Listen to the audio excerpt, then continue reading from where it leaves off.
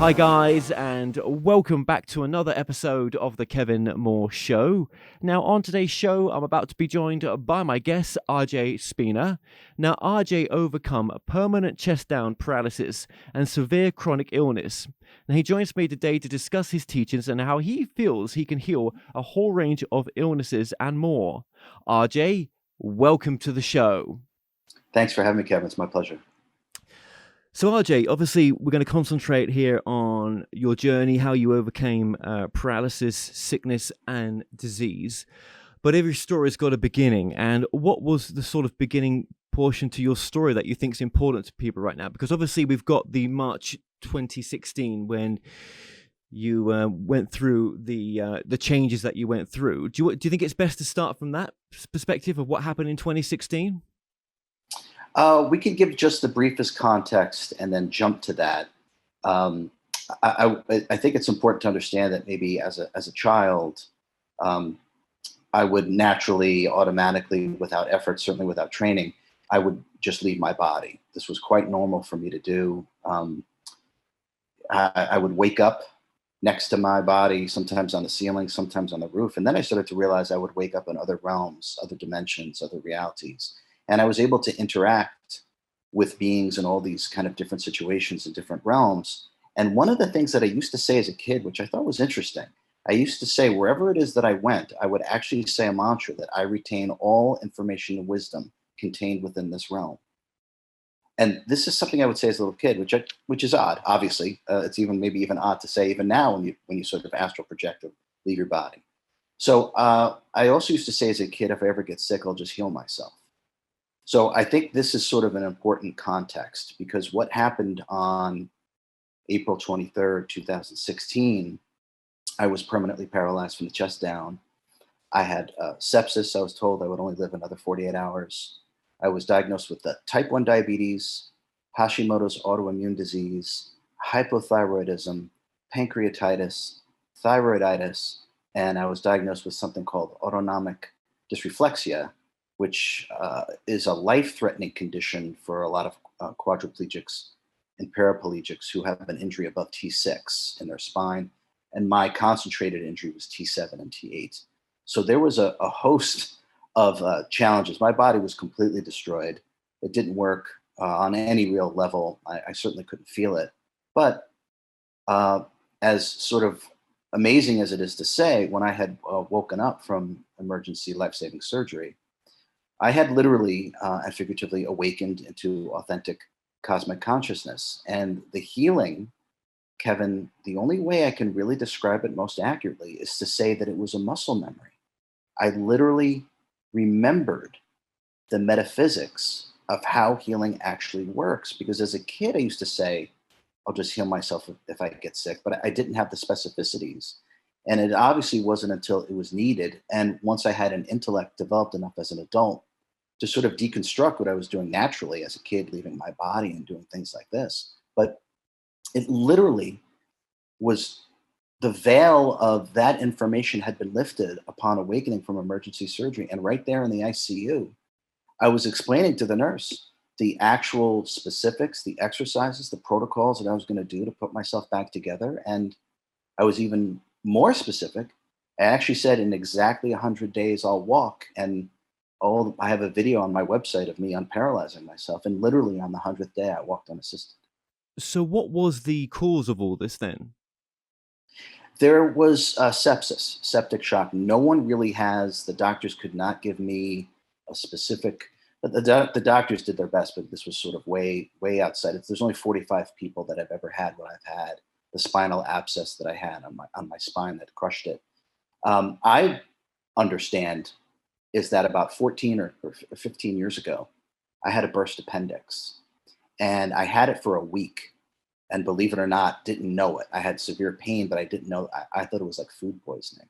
So I had a burst appendix for a week. And I have a feeling that that poison that gets released upon a burst appendix, I think it had been gestating or marinating within my system for all that time. And then finally, my body succumbed to it literally about 15 years later. So, life before this happened, then things were pretty normal, average. Yeah, I mean, I was always very, very different. I used to give past life readings for people, and I was always well tuned in. We could say clairsentience, clairvoyance, claircognizance was sort of a natural state. I didn't really identify with being human as a kid, and I think that's why I would just leave my body all the time. And frankly, I still don't really identify as being human. It's just a suit. So, but I led a normal life. I had normal jobs and things like that. But it was Kevin at 24. I had a very profound meditative experience that really answered a lot of questions for me as to uh, just as to why I'm different and why I've always felt so different. And it gave me a lot of clarity. And really, since 24, and now I'm going to date myself because that was 26 years ago. Uh, I've spent a lot of my time deconstructing and teaching and applying the understandings that I was doing naturally as a kid, and now I help people with authentic self healing and self realization. What was that experience that you had at 24? What did it sort of, what was the prior message, do you think? It was a very profound meditation in terms of what I was able to experience and perceive and see myself doing. We'll just say a very, very long time ago. Things that I suspected about myself, why I felt so weird, why I was able to leave my body, and these kind of things. It it really helped me with this incarnation because I felt a bit disconnected with the incarnation because I didn't feel very human, and I didn't really know how to channel what I my true self into the incarnation, and that was the real struggle. And that meditation allowed me to sort of sink in, so to speak, into the incarnation and actually be myself. And I didn't have to wonder, why do I feel this way? Why do I do these things? Why am I able to do these things? And everything made sense after that one profound meditation 26 years ago. So had you not had this experience in 2016, where do you think you would be now? How do you think it changed you? I think we kind of like to joke that it's RJ 2.0. So a lot of the veil of forgetting in terms of self healing, it was just lifted, Kevin. It's like someone pulled back a curtain, and then I just remembered everything. So I don't think I would have had availability or accessibility to self healing, the mechanics of it that I put into the book, if it didn't occur. It was that a necessity. I mean, I had no recourse. I was permanently paralyzed and incredibly sick. I needed to do something to get better. Yeah, right. And how long was that sort of process with not being able to move? How long were you paralyzed for, do you believe? Uh, there was no movement and no sensation for exactly 17 days. And this is from the chest down, by the way. My arms worked, and I could turn my head. But from the chest down, there was nothing going on for 17 days. And then upon the 17th day, and there's a clip of this in that video on my website, I was able to move one of my legs. And then, Kevin, the healing was not linear. It went in leaps and bounds. And like one day, I would be able to do things that I showed no signs of being able to do the day before. And this has to do with the exercises and the techniques and the protocols that I was doing. But for 17 days, it certainly didn't look good for anyone else. But I knew I was going to walk. Yeah. And what were some of those protocols that you were doing then? And where do you think that information came from? Well, it's as I alluded to, it's a memory because as a kid, I would say if I ever get sick, I'll just heal myself, which is sort of a ridiculous thing to say. And if anyone would have asked me, I wouldn't have had any specifics to that whatsoever. So I knew it was in me. And then when the need arose, it came back. But the main thing, foundation of it, is to understand that healing is the return to what is original to you. And so by going within, we can say, and it's much more specific than this, but by going within and complete detachment from the body and complete detachment from experience, complete detachment from thoughts, emotions. Now you're going to start to reside within the center of the self. The higher consciousness then opens up. Once the higher consciousness opens up, we can attune the conscious mind and then therefore the body to this supreme vibration. And when we do that, we are returning to what is original to us, which is perfection, harmony, divinity, health, vitality, vigor. And that was the foundation or the starting point for the ascend the frequencies healing technique and how I was able to walk. It is detachment from what I call the ego mind identity, or the human character that we create through incarnation. So you truly believe that if you've had an accident of some sort, um, depending on the severity of the damage to the body, I guess that depends on how far you can come along to be healed. I mean, saying that anyone can be, in the end, can go back to a sort of full working body. Yeah, yes and no. It's a good question. So there's two things there at work in terms of my understanding.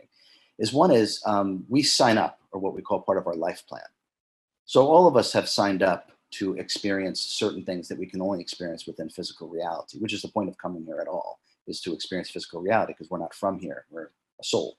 So we do sign up for certain things to have. I mean, my last name is Spina, which actually means spine.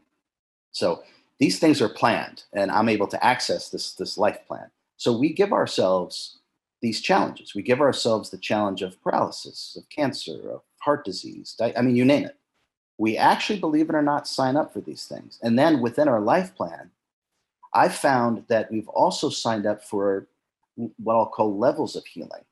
So some people have signed up for spontaneous healing in their life. And I've actually had the pleasure of being the healer and some of these literal spontaneous healings.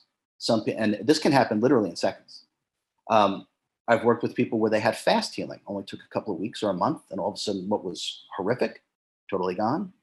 There's gradual healing, can take months, maybe even a year. There's slow healing. There are people that I've worked with that have had chronic illness for literally for decades. And then, believe it or not, Kevin, some people sign up for no healing and maybe an example is like maybe someone who lost a limb, that kind of thing. And so they've signed up to simply work with a supposed limitation, not necessarily grow a limb, but to work with it. So that's number one. We sign up for this. And number two, humanity is not taught properly in terms of how self-healing really works, and this is part of why people don't self-heal. So hopefully this new information is going to change things for people greatly, and the people that have availed themselves of it have made remarkable recoveries that they couldn't make before, because their understanding is completely different, and what it is that they do is completely different, and therefore they get completely different results. So even when they're working with it and may not be fully back to a normal lifestyle that they had before, perhaps, right? That is maybe part of their healing, just to work with it. Yeah, that's exactly right. It's a way to work with it. What I want to see for people is to work at their highest level. So most of us have abdicated our health to someone else, Western medicine, Eastern medicine, you name it, or we've abdicated our health to some physical interface, a shot, a tincture, a crystal, an herb, whatever it is. And so this doesn't really work, because when we abdicate our self responsibility to heal through a physical interface, we're going to limit ourselves to the energies associated with the physical interface. So, therefore, there's some efficacy in these things, but it's incredibly limited, Kevin. The higher consciousness has no limitation whatsoever, none. So, when we start to work with it properly, really all bets are off. What we've accepted before as impossible, it doesn't exist. In the higher consciousness realm, our own higher mind, there's no such thing as impossible. And yeah, in my case, is just one example of that. So when we say healing, we're talking about healing from mental issues, emotional issues, and obviously we've just been discussing here physical issues, and it's all coming from the same source. What is the key then to unlocking the healing for any of the things that I've just mentioned there? Would you say what's the common thread? The ego, the ego is the cause. All disharmony comes from disharmonious thought patterns, and this we humanity needs to understand this. And all thought is in context to a belief, concept, or ideology. And all beliefs, concepts, and ideologies we've gotten from this realm. And everything in this realm is low frequency. And we are a supremely high frequency being.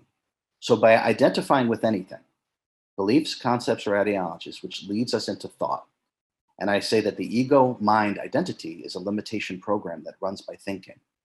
And what is the remedy for thinking? Meditation. And there's been countless studies that meditation literally changes our DNA. It repairs cells. They've looked at Buddhist monks' brains. They're totally different. So, Kevin, it only stands to reason that far deeper, more powerful states of meditation only unlock and greatly enhance self healing by an order of magnitude. So even if you don't feel or believe that we're more than our body, and that you don't and you can't go down the road that we continue after death, then meditation is part of the work that you promote as well as part of the healing process, and that most people would be okay to do meditation. Yeah, absolutely. And in the book, there's these really quick, super fast, super effective, what I call magic tricks because they're real magic. They change your energy immediately. But uh, if we are unwilling to challenge our beliefs, then essentially we're the warden of our own prison.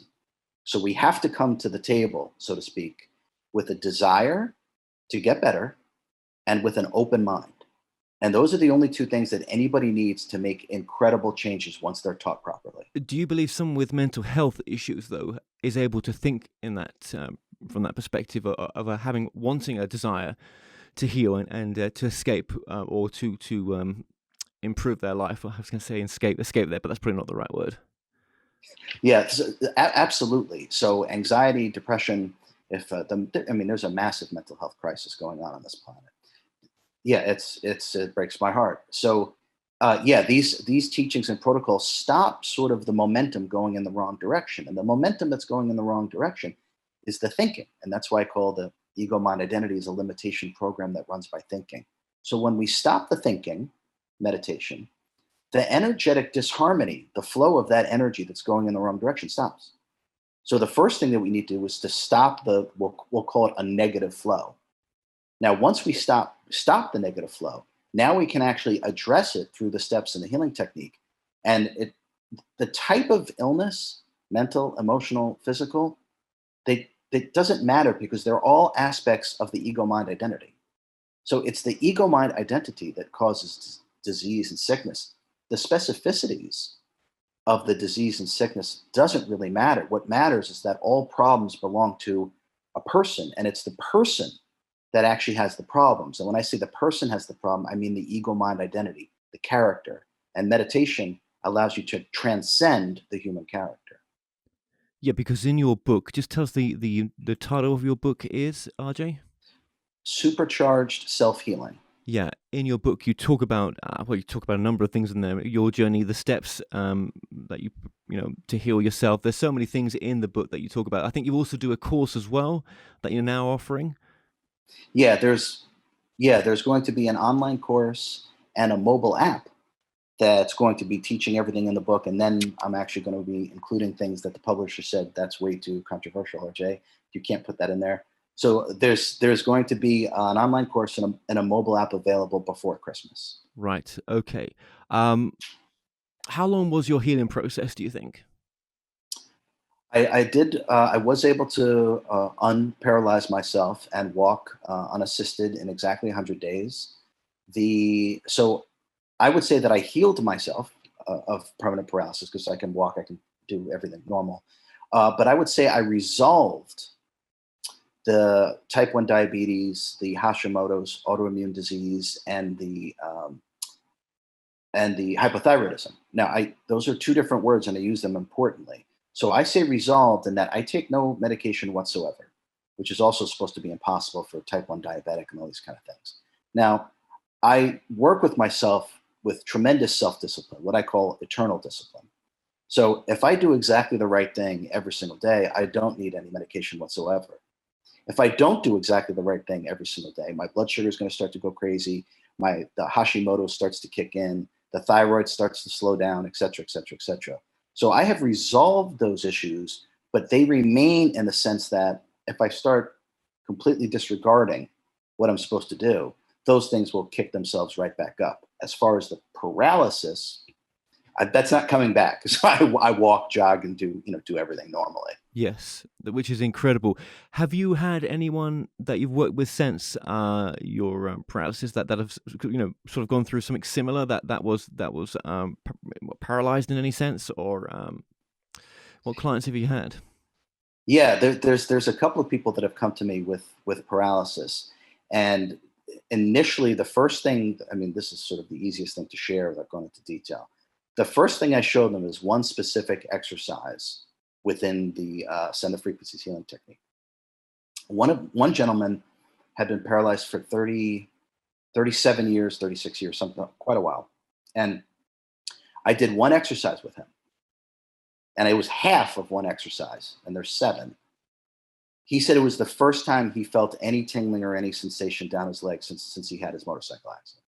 So when we work with our higher consciousness, Kevin, people have to get past the limitations that they've been programmed into believing in. People don't do these things before. They've never done these things before. They're in the book. I've gotten completely different results because I'm not doing anything that ever anyone has done before. When we command our higher consciousness and harness our energy properly, we realize what we really are, an immortal creator being, period.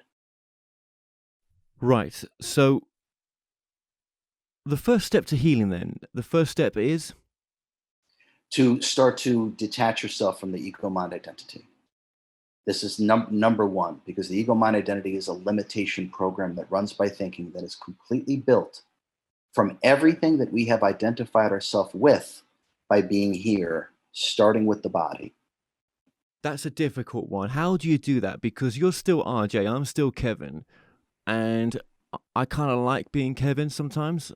And I'm sure you do, RJ. So, what are you actually disconnecting? What you are you disconnecting forgiveness to yourself for things? Are you disconnecting more? Are you connecting more love? We use the word disconnecting there, but I think you'd be connecting with love more, wouldn't you? If you're going more into your true self, how does that work when we've got life happening around us? We may be in a state of depression because of our illness, which we've got to fight that and the illness sometimes. Yes, yes, that's a good question, Kevin. So I would say that there are simple things that are in the book that we can understand right now. We are not our thoughts, because if we were our thoughts, when our thoughts pass, you would pass too.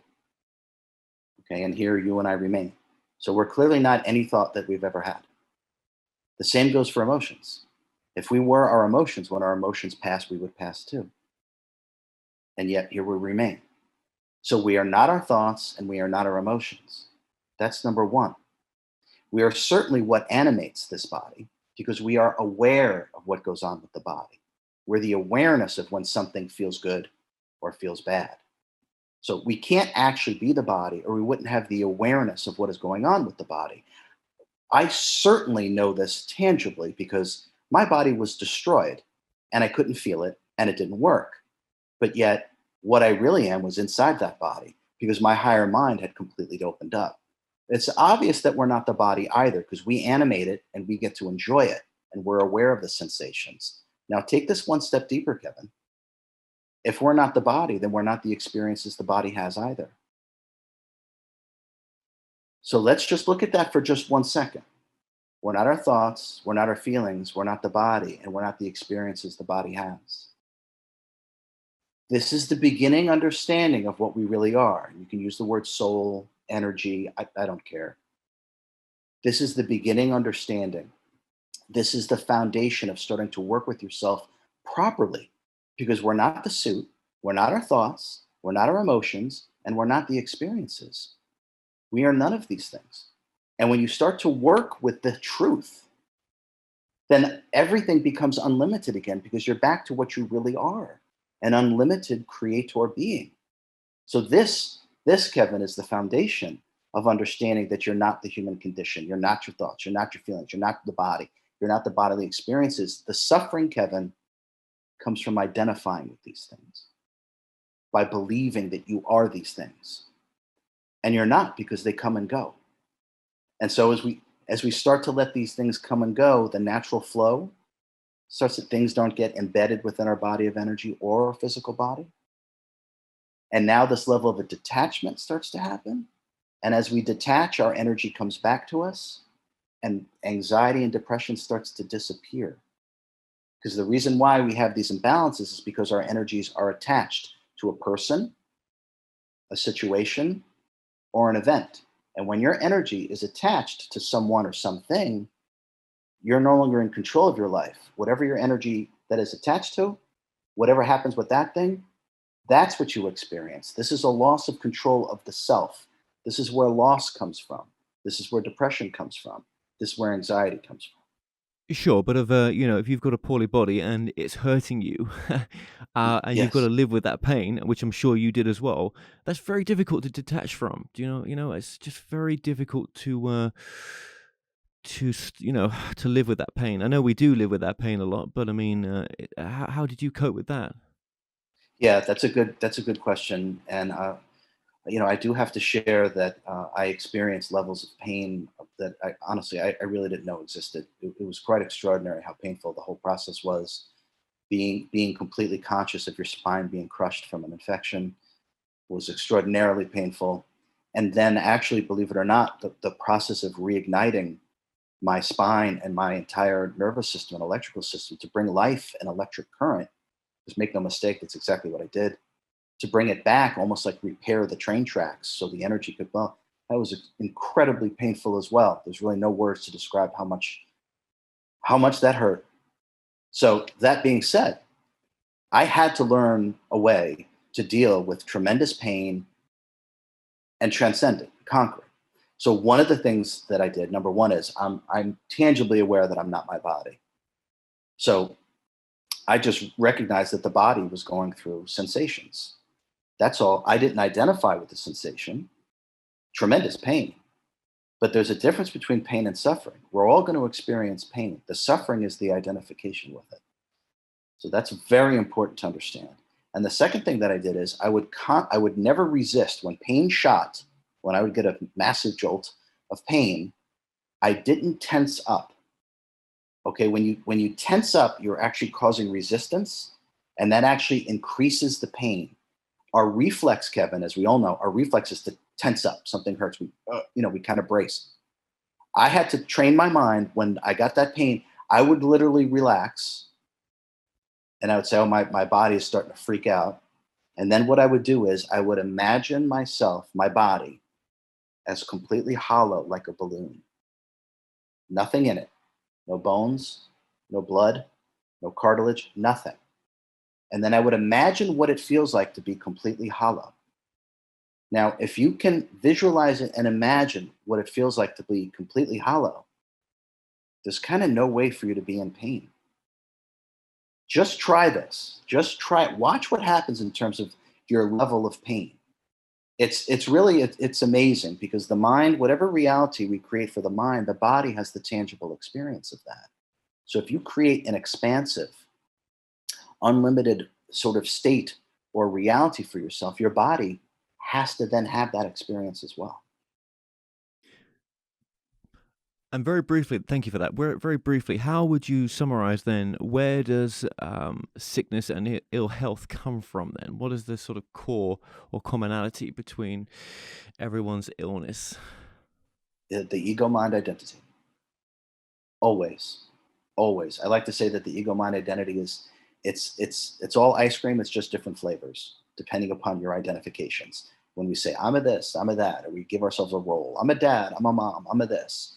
We're limiting the unlimited self and trying to squeeze ourselves into this tiny little limitation. And this contraction is what happens to our energy. And so it's impossible to be totally healthy with identifications. The key is to have a clear mind, and your emotional body should be like a lake that's totally flat. The water is not moving. It's almost impossible to get sick in that state. Yeah, I mean, this whole idea of we're more than our body, we're a soul having a human experience. Uh, I was thinking about this last night, and this idea that maybe we take on the human figure still, when we've transcended, when we've crossed over or gone home, or however you want to personify it. Maybe it's so much greater than looking like a see-through human being. Trying to personify what the energy really is. Maybe it's so beyond what we understand, and we're even in your book and most other people's books, it's just the words that we have right now to try to describe this whatever this is, right? Yeah, yeah, it is. That's exactly right, Kevin. So what you're alluding to, which is quite common, especially for more advanced souls as well, they're able to tap into sort of physical birth, which is really astral death, and then physical death is really astral rebirth. And so we're just kind of going back and forth. Now, this is a relatively high level to operate at when we're incarnate, to be able to understand this, access this, and work with this. But uh, I'm here to tell you that this is still the bottom rung of these ladders. So when we start to go way past these things, when we start to go above the frequencies that have anything to do with the human form, and we start to get into the eighth, ninth, and 10th frequency of the first dimension, this is where we start to access all of the energies and sentience that makes up a human being. And then as we step down frequentially, like a slinky going down the stairs, and then the chakras form and the energy comes in, this is the actual blueprint for our form and function. So what I teach and what's in the book and what I've done, is to go up beyond this to where I would say the higher consciousness is the architect of our form and the chemist of our biology.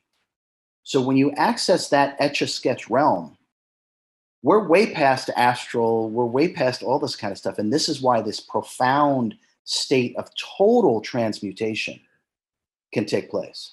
Yeah, and again, you're using those words, and these are words, but it's not that, is it? It's something else. It's something else, and it's okay to call it what you've called it, but I think it's so much more, don't you? Oh, well, I could go much much further with this, but yes, we are sentience given energy. What we really are is formless, free, and unconditioned. There's no form. There's no form to us, and what we really are is, I like to say, is love and wisdom, a direct and divine fractal of God, source, creator, whatever word you want to use. And the subsets of those things are talents and abilities. And as we travel down in terms of reincarnation, there are building blocks, because once you get down to the lower three frequencies, which is where we are, it then expresses itself because the energies are so slow and dense, we get the experience of solidity. But in a sense, it's a total illusion because we're none of these things. Your website is ascendthefrequencies.com. okay. Well, that's been coming up on the screen along with your book as well in this interview, and I just wanted to get that just for the podcast as well. So, are you enjoying being here now? Do you like your life here right now? Yeah, yes. I'm who I am, or what I am. I'm able to fulfill my life purpose as call me a teacher if you like. More accurate to say a teacher of teachers. So yeah, I'm doing exactly what it is that I set out to do. I knew I would experience paralysis. My last name means spine. I knew I would. I knew I would transcend it, and I knew I'd be able to provide tangible proof of what is possible when we harness ourselves properly, a certain level of self mastery, if you like to call it that, and to be able to offer the step by step process of how this is done. This is my entire point of being here. And while doing that is to help raise the frequency of humanity by being here and teaching these things. Good, good, good, good. Well, being here, wanting to be here is important. I think. It took a lot to get to where we are, and I think to want to run away back home, maybe isn't always the healthiest state of mind. That's right. And in fact, your home, what you are, is home. And when you think it's an escape to go somewhere else, whatever you have identified yourself with down here, identification is attachment. And attachment is actually done with your energy. You don't escape what you're attached to. When Spider-Man, as a ridiculous analogy, when Spider-Man shoots his web to something, he's stuck to that. He's stuck to it. So if there is something that is so troubling us, and for anyone that is struggling with depression, okay, please listen to me. There's no escape from what you've identified with. Okay, what you have to do is release it. Let it go. Realize whatever you're identifying yourself with is not actually you. You're the awareness of what is going on. And there's no escape this. So the key is all the work is done when we're incarnate. It's not done when you leave here. So let everything go and know at your core, what you really are is perfect, It's love and wisdom. And no matter what is going on with your mind or body, what you are at your core is untouched. It is untouched. When we look out at the sun and there's clouds covering the sun and we can't see the sun, and the clouds produce rain and sleet and snow. Those clouds and that weather doesn't touch the sun. It doesn't affect the sun. It doesn't negate the fact that the sun is always there. And this is the same for you. No matter what is going on with your body, no matter what is going on with your mind or your emotions, what you are is the sun. You are eternal and you are untouched by all of this. Yeah, so you could say that for some people it's an attachment to their illness. Maybe that's why they don't want to get better. That's maybe why they never do get better, potentially. Yeah, yeah, Kevin, it has to do with the character, the identification. That's right. It's the identification with the illness, cancer, it doesn't matter what it is. But that becomes part of their program, the limitation program, because they think they're this. You're not. So all problems belong to the person. And that's why I say the ego mind identity is the cause of all suffering, because it is. Because all disharmony comes from disharmonious thought patterns. They may be in a lifetime right now listening to this, whatever time they're listening to this in the future right now. You never know. And they may not be able to get out of that ego mind. They even listening to this pisses them off. They may through this lifetime they may stay in the ego mind. And that's got to be okay, I guess. Yeah, it is, because everyone gets to learn and evolve in their own way and in their own time. And no one's keeping score. So it's okay. Some people are ready to work with themselves in this way that I've laid out. Some are just want to get familiar with it, maybe at a little bit of a distance. That's okay. Some people just want to know that it's possible, but then think it's not possible for them. That's okay too. And some people will never come across this incarnation of RJ or any of these teachings. That's also okay. But I want to share one thing. I want to share one magic trick with everyone that everyone can do, because it'll give everyone who's suffering from anxiety or depression a break, an immediate break from the torture. Okay, it's very simple. Pretend that you just arrived here. No past, no future.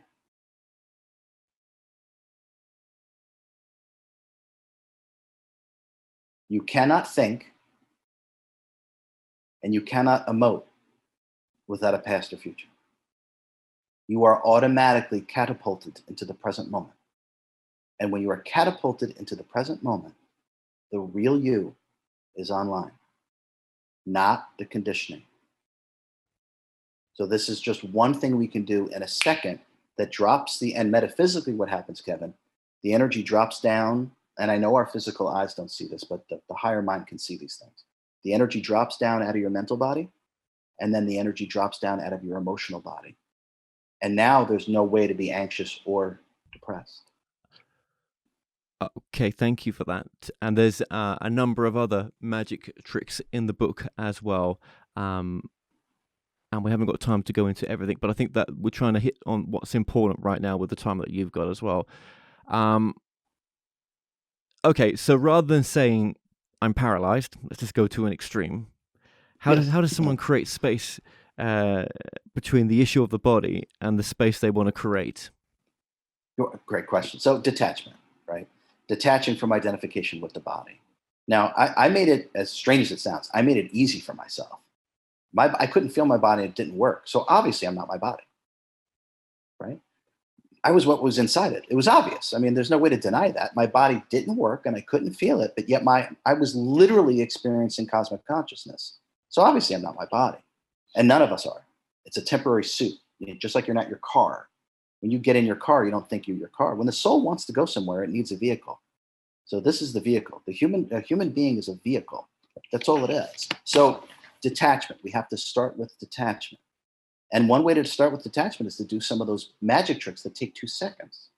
And how I phrased my what I was experiencing, a few years ago when this occurred, Kevin, I used to say that I am experiencing temporary paralysis, and that I have been diagnosed with multiple diseases. Now, those words are really important because there's no identification with that. None. I didn't say I am paralyzed. I didn't say I have these diseases. I said I was diagnosed and I was experiencing temporary paralysis.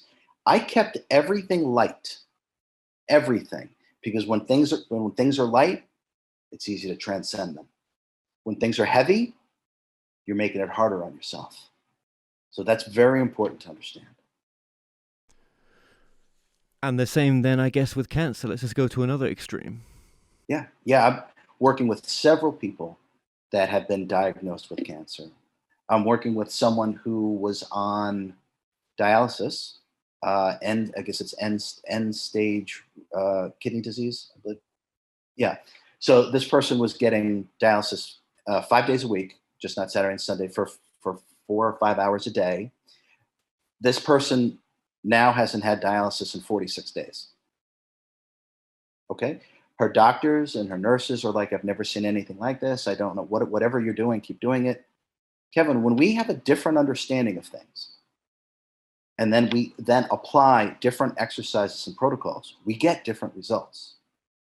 And that's what this is. That's what I'm here to do. And that's what this book does. It's a different understanding with different protocols that yields different results. Yeah, because you hear some people. Let's just stick with cancer just for a moment. They'll say, "Yeah, I'm going to fight this. It's not going to beat me," and unfortunately, it does. And I wonder what the difference though with the space that they've created with that thinking compared to what you're offering as well. I guess it's different for everyone. Who do you think some people are on a life path that maybe that's what they're supposed to go through? The end result is what the end result needs to be for whatever they're here to experience and for those around them. Yeah, you got it, Kevin. So we talked about earlier about the life plan. So we have exit points. Is my understanding that we have 7 exit points or termination junctures that relate to the 7 main chakras. That the soul, the conscious mind won't access this, but the soul gives itself 7 times. It could say, you know what? I've experienced just what I wanted to. I've learned just enough, and I'd like to exit this. And so then that soul will avail itself of one of those 7 different termination points or exit junctures.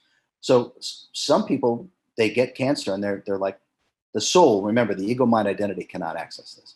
The soul will be like, I've done enough. This has been fine. This has been a wonderful incarnation, and I'm gonna use cancer as a way to exit. And believe it or not, our guides and helpers, what people call their guardian angels, our guides and helpers, when we have decided along with them that it's time to go, they're the ones that shut down our body, which I think is that interesting. And I don't think human beings have access to that. They're the ones that help us leave because they still have our life plan. They're still reading it.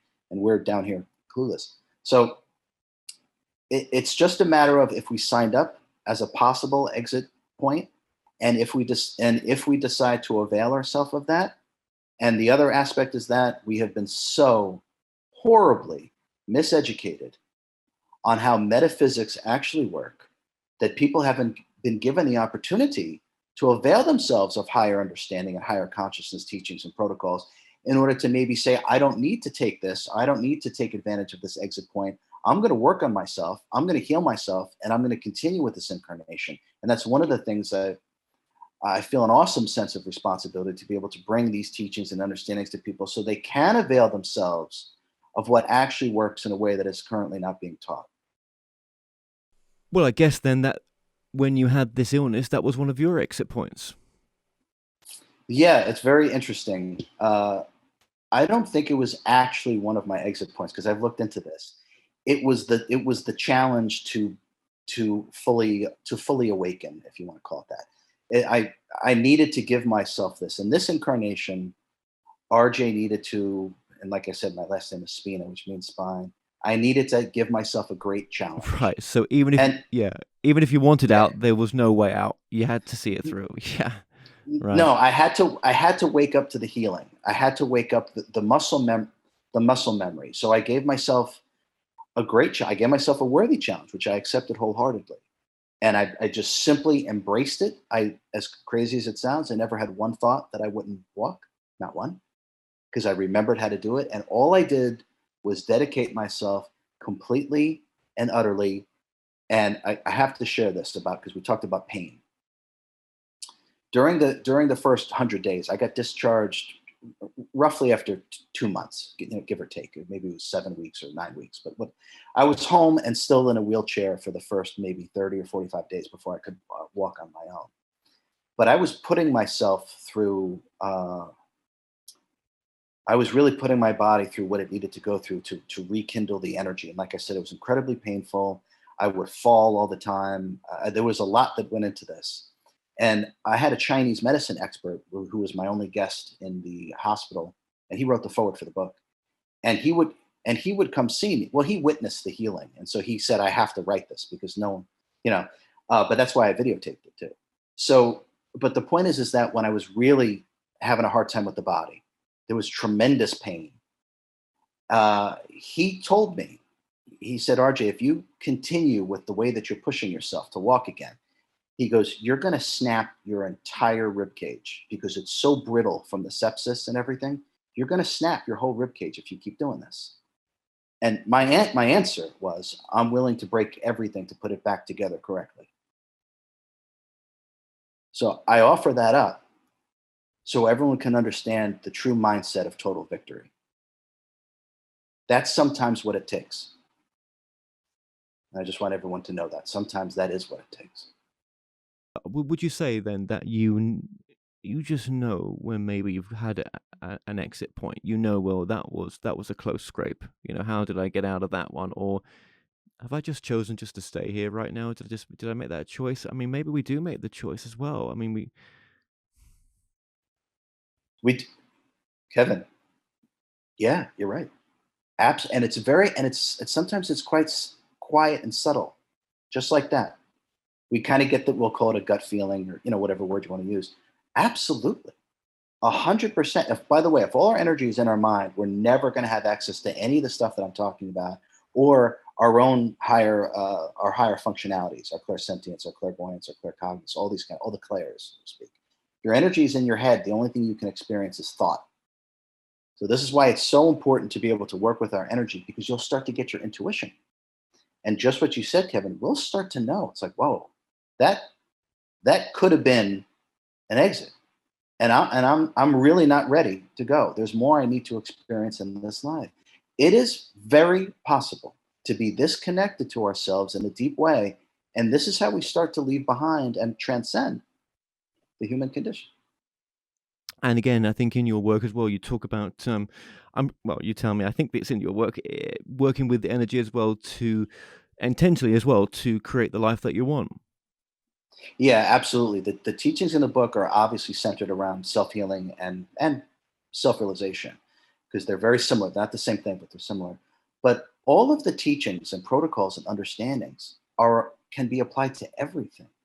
There are people that I work with that don't come to me because they have cancer or because they want to reach enlightenment. They want to have the most successful, happy life that they possibly can. And when you start to understand yourself on a deep level, you can create the life that you actually desire. And so these teachings are universal. They apply to everything. They apply to relationships. They apply to business. They apply to your your healing. They apply to your self realization. They apply to the evolution of your consciousness, and by experiencing the highest quality of life. That's what these teachings are for.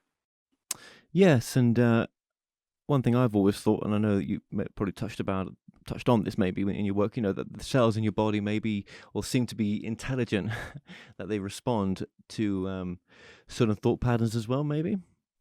Absolutely, at 100%, way more than humanity currently understands. So, uh, how I'd like to describe it is that what we really are is what I call sentience. Okay, it's a divine intelligence. It's really our level, amount, or believe it or not, our weight of love and wisdom. And our talents and abilities are subsets of this love and wisdom.